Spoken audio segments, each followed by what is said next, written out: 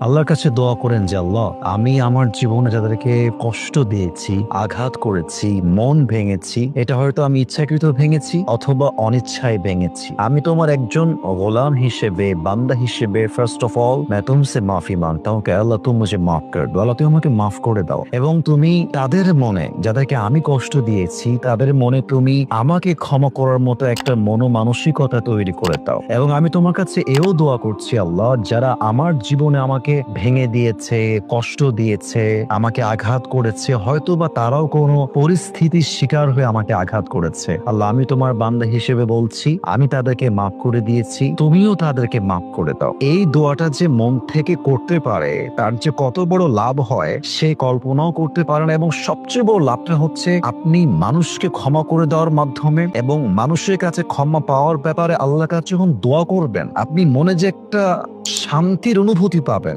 আপনার মনটা যে এক প্রশান্ত অনুভব করবে, আপনি কল্পনাই করতে পারবেন না যে এই শান্তি আসলে কই থেকে এসেছে। আল্লাহ আমাদের সবাইকে বোঝার তৌফিক দান করুন।